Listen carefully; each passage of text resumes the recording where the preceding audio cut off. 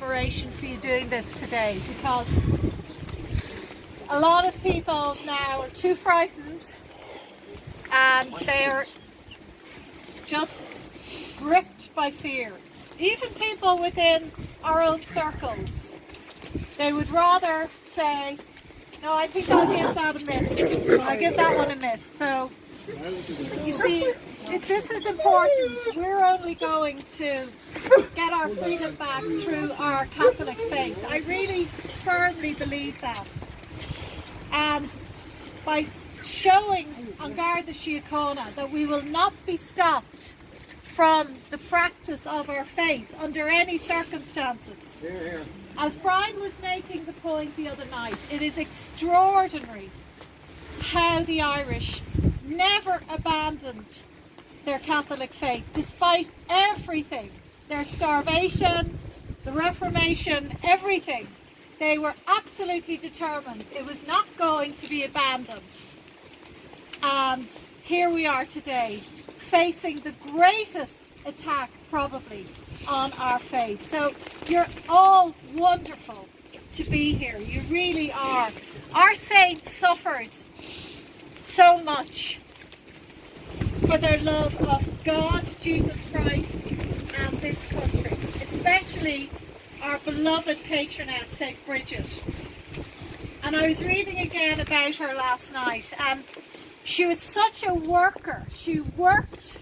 She was born into a family, a wealthy family, but her father exploited both her and her mother into a life of slavery.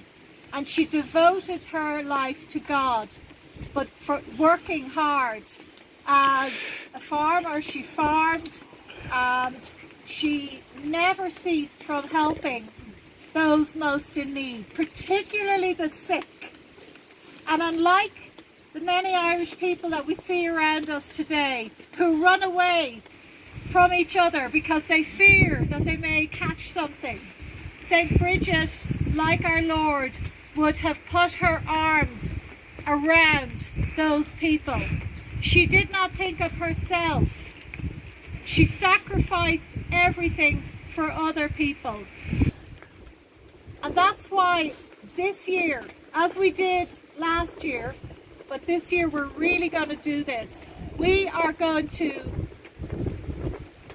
bring our country back to these saints, to make these saints and their lives relevant to the lives of Irish people. Because I can see no other role models to base the new Ireland on. We have to go back to the old Ireland. This is the Ireland we want, where people selflessly gave their lives. They didn't complain, they didn't mind about standing out in the rain and the cold. They just suffered for their Lord. They got up every day and they carried their cross. And that's what all of you do. You've suffered hugely in the last year for your faith, for your constitution, for your God-given rights. And we will continue to suffer, but we are seeing a shift now, and this is thanks to the establishment. We see these videos of Gardaí out dancing, and we see videos of Gardaí out in their hordes at a funeral. And these are the people who are telling us to stay indoors. Don't go beyond 5k of your home. These are total hypocrites. The sort of people that Jesus Christ spurned. He hated hypocrisy. We see Fianna Fáil now, the ranks, they're breaking.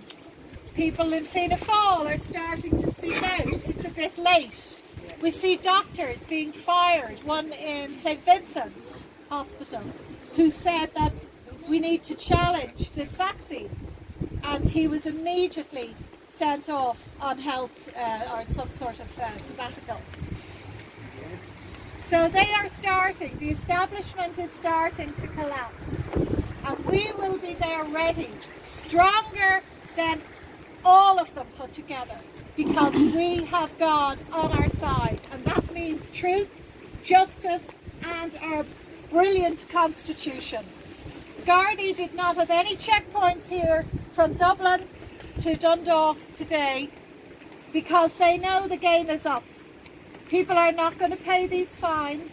They're not going to give away their basic rights. They're not going to. It's in our DNA. So I really just want to thank you. And Brian, I think you're going to maybe say a few words. This is not, this is not, you know, anything formal, right? This is just, Brian Nugent, historian, whose great work has exposed the hoax of Tuam. Brian was on with me the other night.